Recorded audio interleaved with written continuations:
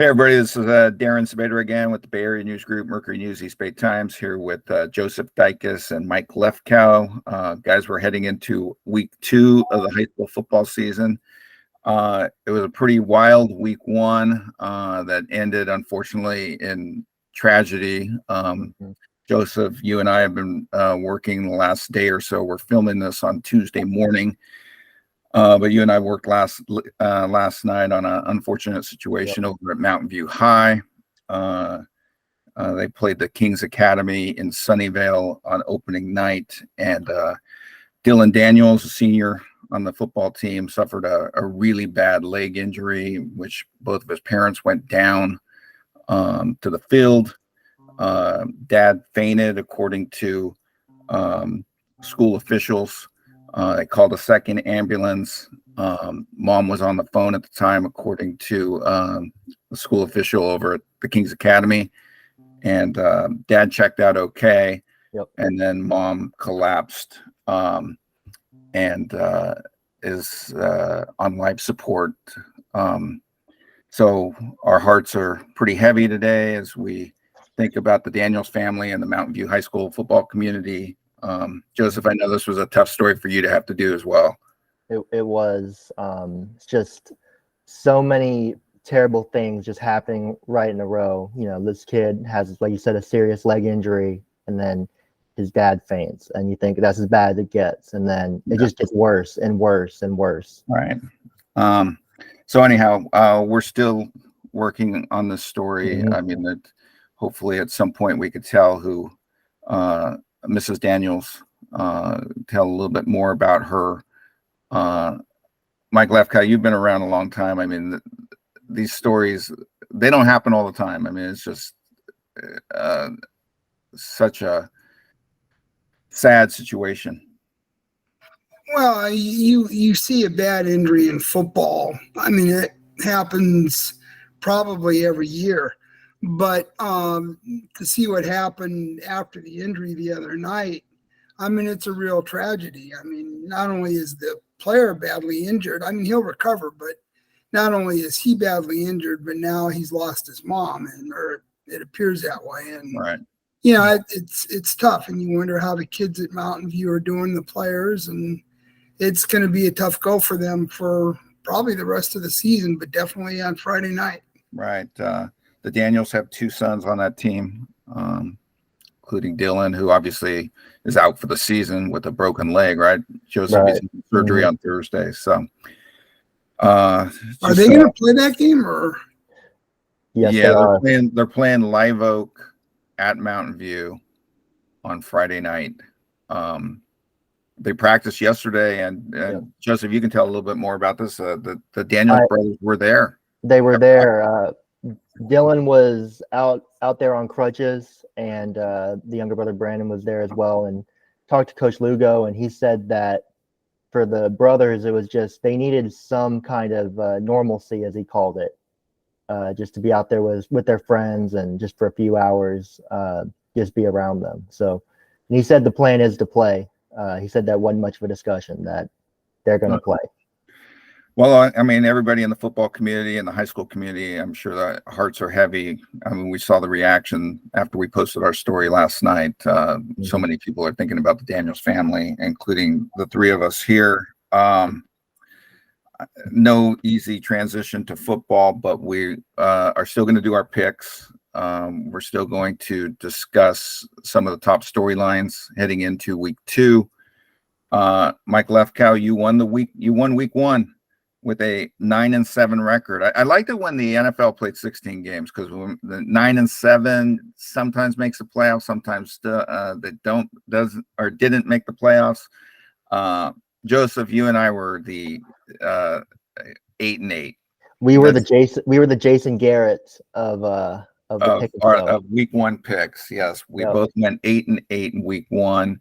Some of the bad ones were. Well, I think I picked Salinas. I think you picked Salinas, right, Mike Lefkow? I picked Salinas, yeah. I don't think I picked Campo to win. So no, I picked Vanden to win that game. Right. Mike Lefkow, you took Orange Lutheran, which was a very smart call. Very smart. I took De La Salle. So anyhow,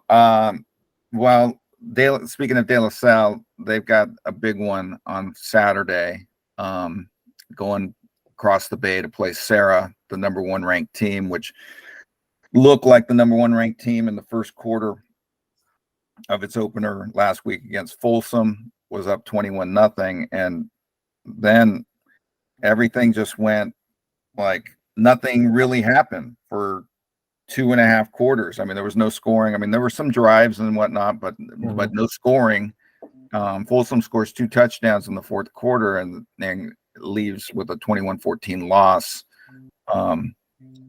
So Serra, I think that could work in Serra's favor going into practice this week, that they didn't play a perfect game, still won, but didn't play a perfect game, and keeps them motivated and keeps the coaches to get these guys going again as they head into the De La Salle game. I mean, do you guys agree that not having the most impressive win in week 1 will work in Serra's favor? I think so, yes. Lefty, what do you think?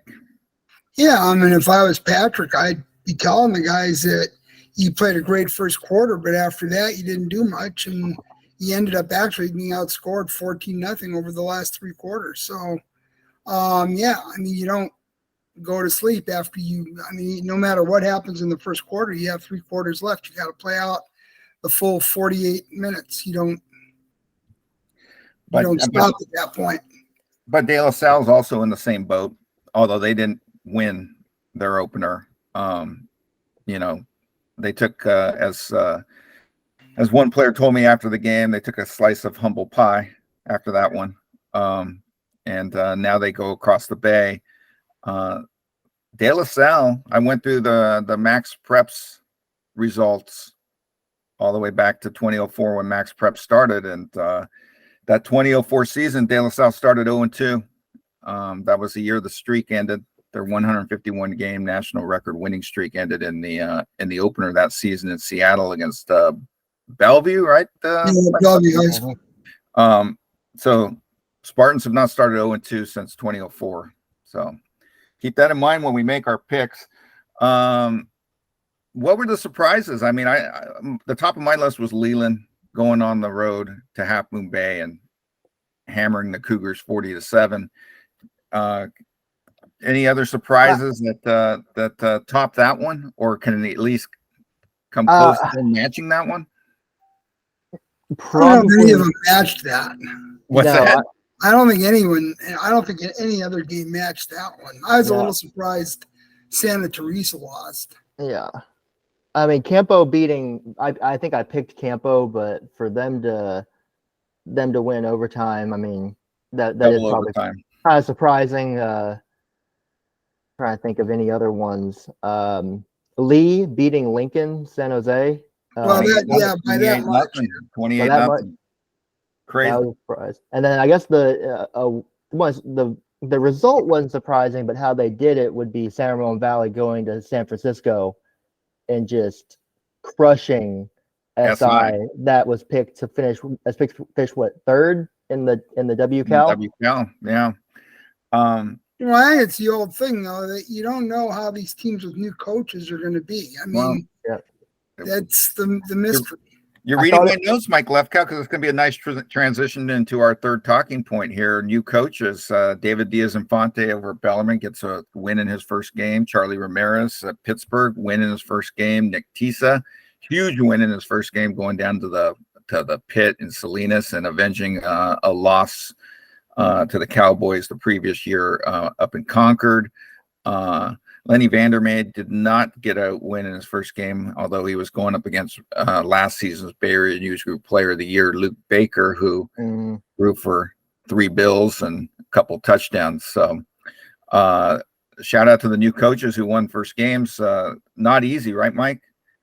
No, it's not. And that's why until you see how their teams are going to look in the first couple of weeks, they're very difficult teams to predict. You just don't know what they're going to be like. And I mean, even you look at a school like Reardon, although Rob Apati's in his second or third year there, Second.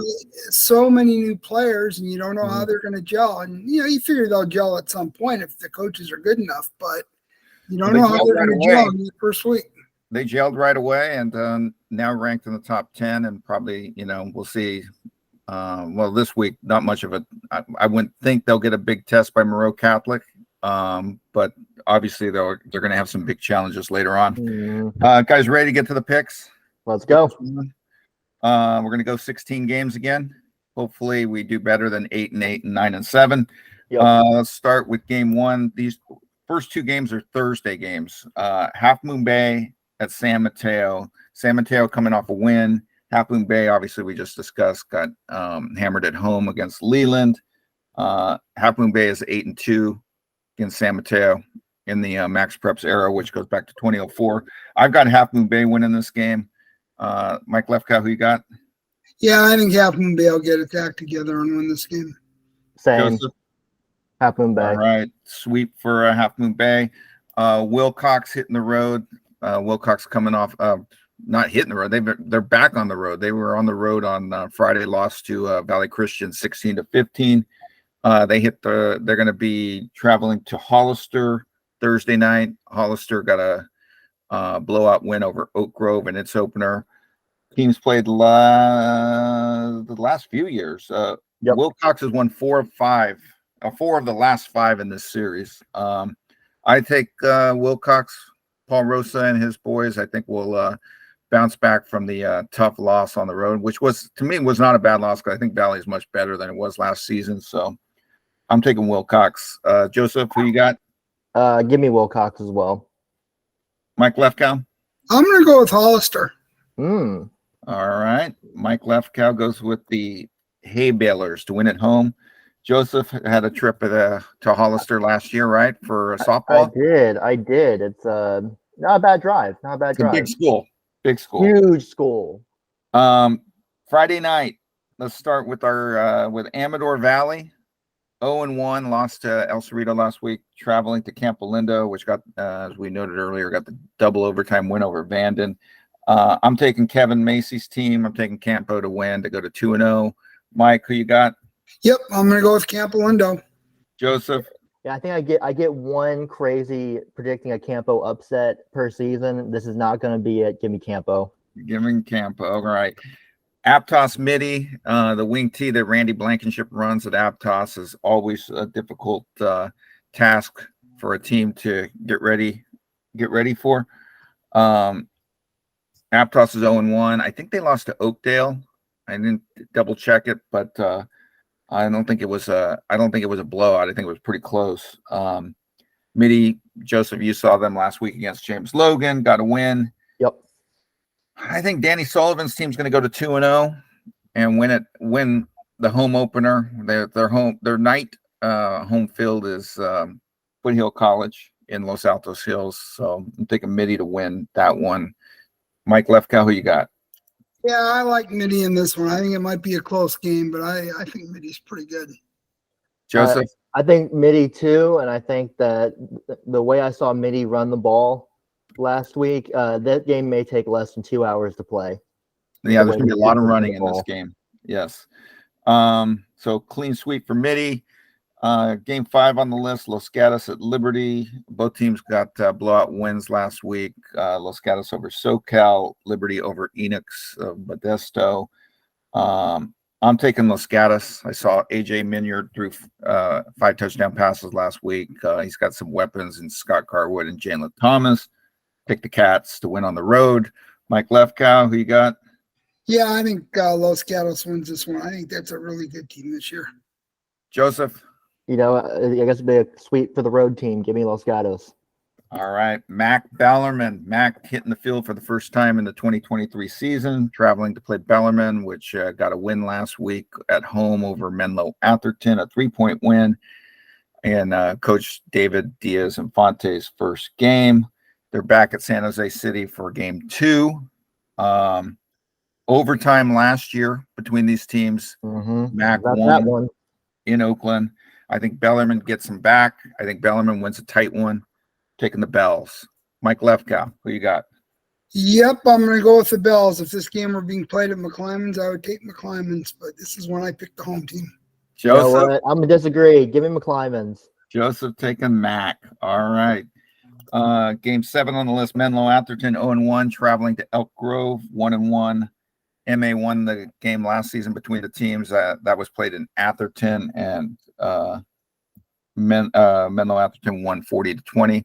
I think Elk Grove gets them back. I'm taking Elk Grove to send the Bears to an 0-2 start. Joseph, who you got?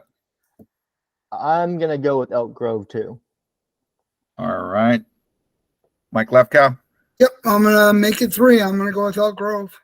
3 on Elk Grove. Palo Alto at Leland. Both teams won last week. Leland, we've discussed here, won impressively at Half Moon Bay. Had a freshman who's up for Athlete of the Week who got 11 tackles in that game and scored a rushing touchdown. I'm taking Cali King Jr.'s team to beat Palo Alto. I'm taking Leland to go to 2-0.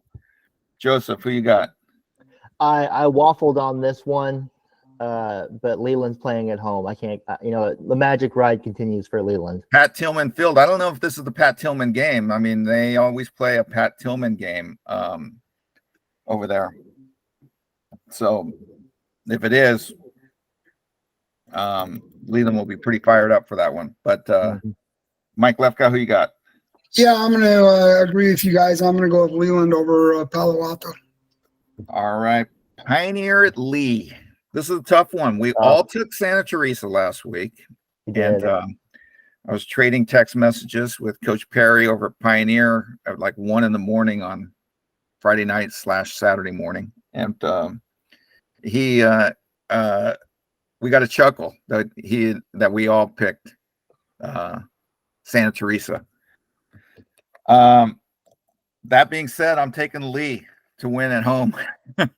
Lee with a 28-0 win over Lincoln. That was pretty impressive. I'm going to take Lee. Mike Lefkow, who you got? Yeah, I mean, after the way they played last week, I decided I was stick with Lee and pick them again. Here's where I try to separate myself from the pack a little bit. Give me Pioneer.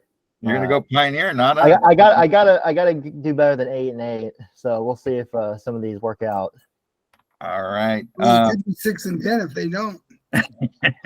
It might, or I could be 10-6. Find out.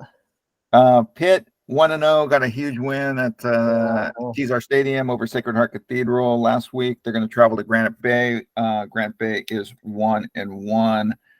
I think this Pitt team is good. I'm taking Pitt to win on the road at Granite Bay. Joseph, who you got? Yeah, I'm going with Pittsburgh. I was wondering when I got to Kezar, I was like, man, they're replacing 4 Division I receivers and a 5-star quarterback. How are they going to do? Well, they look just fine. They looked just fine, and they were playing on grass, which out here is a rarity, and they still looked fast. So Joseph, no rebuilds in Pittsburgh. No rebuilds. They just reload. Yeah. They just reload, right, Mike?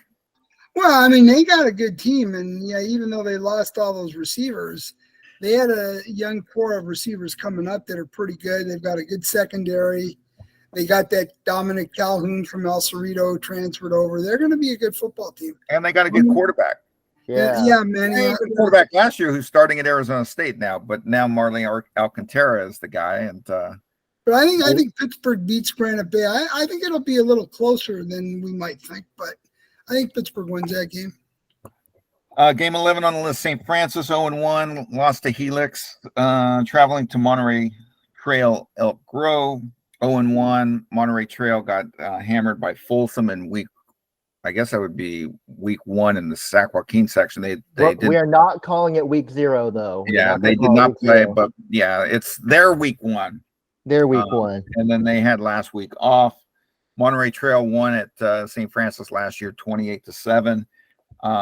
It's always tough to go play teams in the Sacramento area, Sac Joaquin section. I'm taking Monterey Trail to win this one. Joseph, who you got? St. Francis. I think they're going to rebound from their game against Helix. I think Aaron Knapp gets it done on the road. Mm-hmm. Mike Lefkow? I'm going to go with Monterey Trail. St. Francis, I didn't think they'd lose that bad to Helix. So they got to prove it to me first. All right. 2 for Monterey Trail. San Leandro at Monte Vista. Thinks this is a much better Monte Vista team. Although San Leandro showed me something going to Redwood last week and losing. I believe it was a 1-score game. That being said, I'm taking Monte Vista. Mike Lefkow, who you got? Yeah, I'm going to go with the Mustangs. I'm not sure, but I think San Leandro might be a little bit down this year. All right. All right, Monte Vista too. San Ramon Valley at Acalanes. Acalanes lost to a state champion in San Marin last week, 1-score game on the road.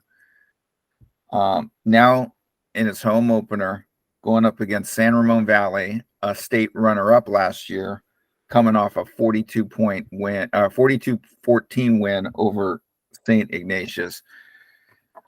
This could be a great game.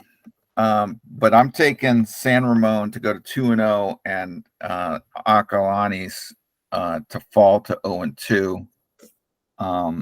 Joseph, do you agree? Yes. The question I have is how over under on points combined between the two teams. 80. Would you take the over or the under on that? Woo! Like 42-38, 42-39. I'm going to go just under. okay. I think it's going to be a high scoring game. So Oh, I do too. San Ramon Valley though. San Ramon for Joseph Dycus. Mike Lefkow, who you got? I'm going to take San Ramon Valley as well, but I don't know that they're going to come that close to 80 points. I think it might more be in the 50 to 60 range. Okay. So you're looking at 28, 28, 24 or something like that. I think it'll be close, but 80 points. I think their defenses are a little better than people think. Okay. So we all take San Ramon. Game 14 on the list. Valley Christian hitting the road to go to Salinas, where Salinas lost last. Yeah, they're going to the pit. Salinas lost to Clayton Valley last week. I think this is a much better Valley Christian team. I think their style of play travels.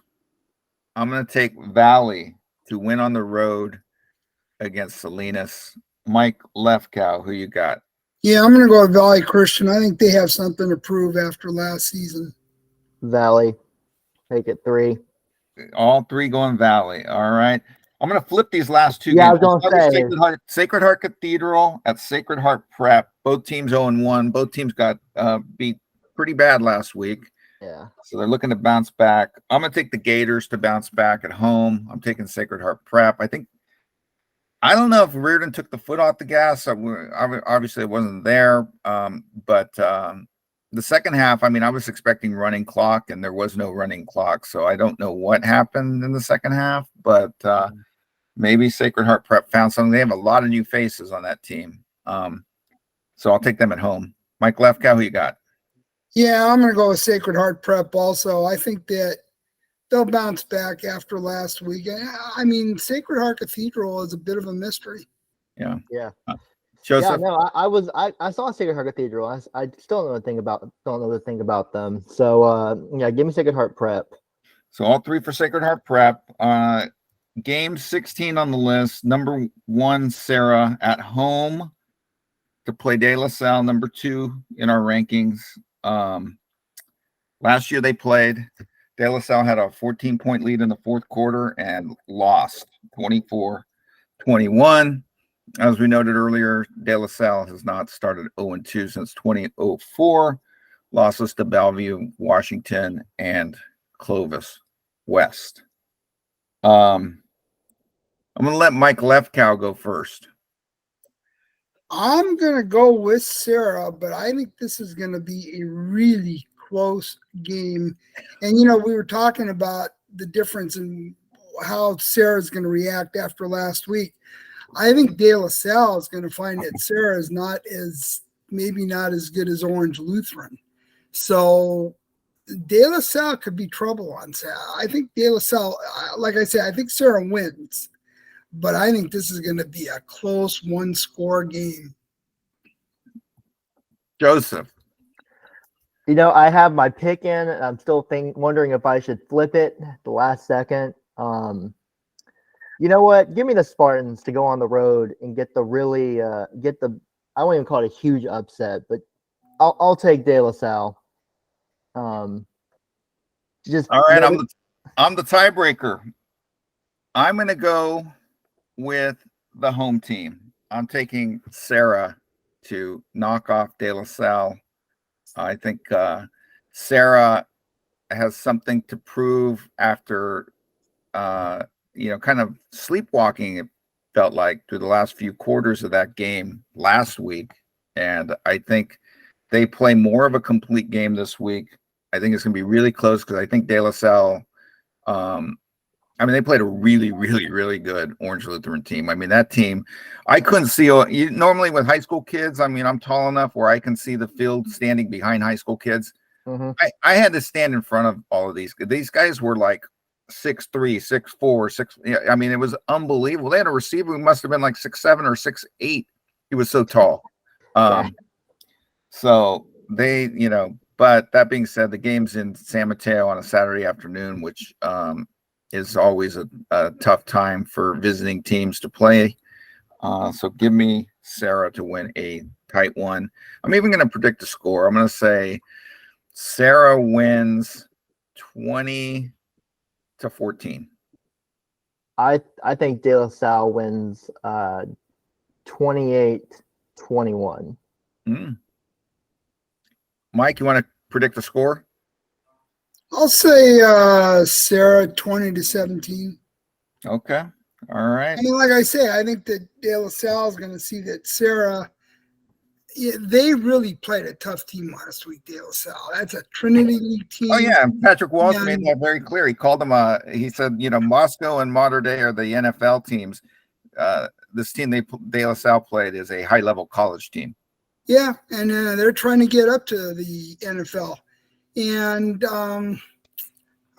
it's not a bad pick to take De La Salle over Serra. No, it's not. And I will say, they were tied 14-14 after the first 4 drives right of the game. It was 14-14. They were hanging with them. I think that version of De La Salle is going to show up, and they're going to control the clock.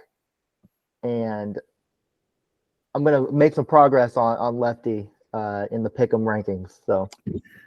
Well, the thing that I looked at in that game when I saw Orange Lutheran's personnel was a question I had is how good a coach is the guy at Orange Lutheran? You don't know anything about him. De La Salle's pretty well coached, but was the talent differential too much? They're pretty well coached. Obviously it was. They do a nice job, and he mentioned, the Orange Lutheran coach mentioned that about 20 years ago he came up and watched De La Salle and was, just saw the discipline, saw everything about them was so impressive. That he was almost on the bus ride from Southern California to Concord. It was almost, starstruck. Like, am I going to be in too much awe? Clearly they weren't. They won the game. So, guys, hopefully we have a smooth week too. And check out our coverage, mercurynews.com, eastbaytimes.com. Get in Athlete of the Week nominations before 11 a.m. each Monday. Yep. And it doesn't have to be just football. If athletic directors are listening to this, we want water polo, cross country, boys and girls too, volleyball, tennis, girls flag football, anything that is under the CIF umbrella. We want nominations, right, Joseph? Right. Anyone. Okay. Check us out, our coverage all week, all weekend. Thanks for watching. You guys have any other closing shots? Are you guys all good? We're ready to wrap this up? Yep, let's wrap it. Let's wrap it up. All right, guys, let me shut her down.